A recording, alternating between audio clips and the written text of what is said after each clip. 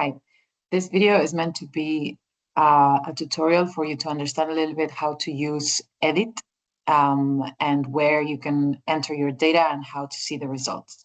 If you want to know more detailed information specifically on the modules 2 and 3 of the KPIs and the carbon footprint calculation, please refer to the guidelines that you will find in the platform, as this is only an explanation of the platform.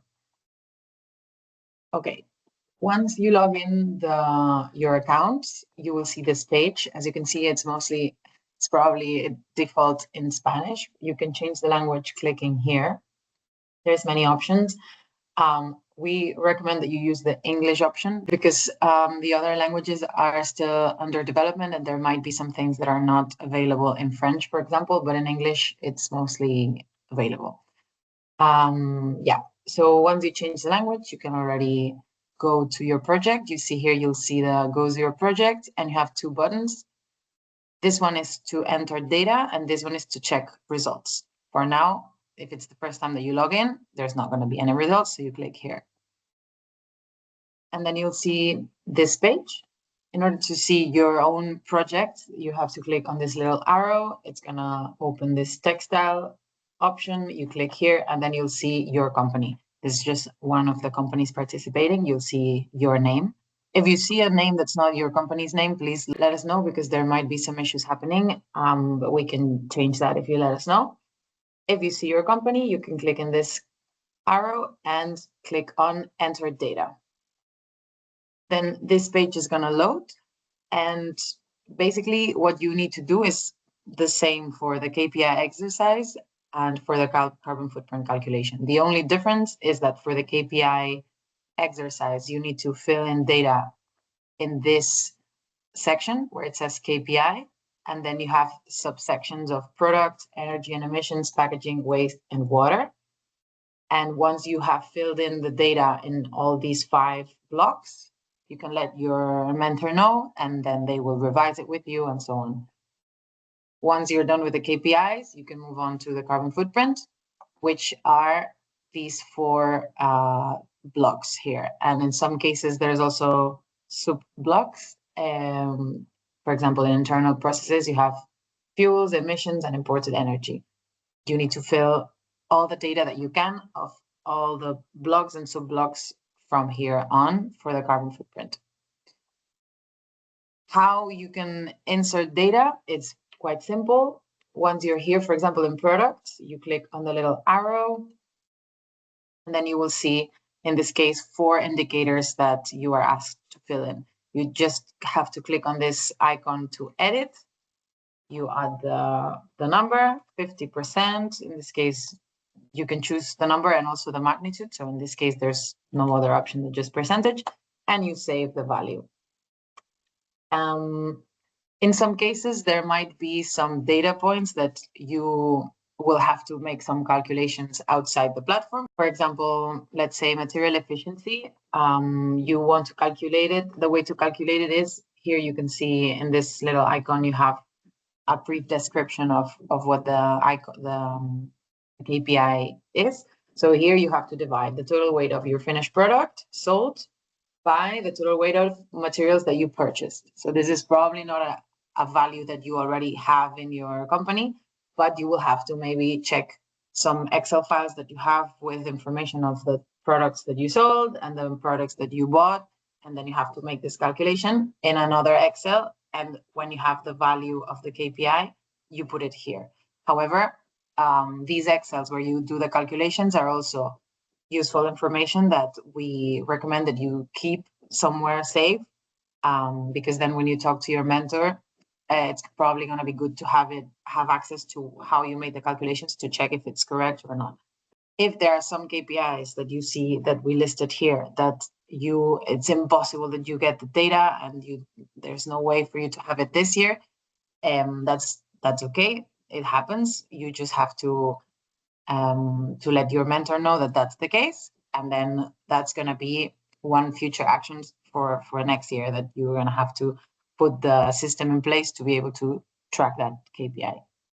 And the same applies for the carbon footprint. So Now we're just in the KPI section, but if you go to internal processes and you see that here you've got so many different entries of in this case fuels that you used for fixed machinery in your facilities. You probably don't use all of these fuels. Maybe you only have diesel generators. Then you enter here the data. This is made up that I included myself. You enter here the data. In this case, there's going to be other options of different magnitudes. You select the one that you have and you just save it. It is good practice, as I was saying, to have like a folder in your computer where you have all the documents with the origin of the data that you used for this. Because then in the future, if you have to do it again, it's going to be simpler to do if you already know which information you had to check. You're not going to have to look for all the documents again, you know? Okay, and then going to the results part, if for the KPI exercise, you don't need to check results, but for the carbon footprint, you will have to check results. So if you go here at this part and click on Go Zero, this is going to open for you. You just need to select here in period the year that you filled in your data. So if it was 2025, click here. And here you click on Medwaves Textile. And this is going to be the name of your company. And calculate results. And down here, you're going to see for each category, this is all made up data. I just put random numbers, but this gives you an idea. So for this is right now, this is in Spanish, but it's going to be in English when you do it. You're going to see the total amount of emissions coming, in this case, from mobile combustion, so cars, vehicles, and so on. And here it's the percentage relative to this category. So it's 100% of the emissions of category 1 come from the mobile combustion. And this is 47 or 48% of the total carbon footprint. And you have the same for all of the categories. Here, there's more. There's even, like, you can see all the detail. And also, you have the option of seeing graphics, and it's more visual. You can see how this is distributed. You can even download this graphic, and you can also download these results as an Excel file by clicking here. And this is the Excel that you can download. There's all the data information. This is a summary of your carbon footprint. So this is for all the categories, the emissions and the percentage. And in here you have the detail of all the data that you could have entered. And in some cases, there's going to be, so for example, here we see in this column, it says the data that you manually put. So for example, I put 5,000 liters of diesel for cars. And then in this column, it says how much that translates into carbon footprint emissions, CO2 emissions, sorry. You see it here. So this is more detailed into each thing that you put, what is the emissions, and this is just like the overall, if you want to use this to make your own graphics or to use that for your own things. And that's it.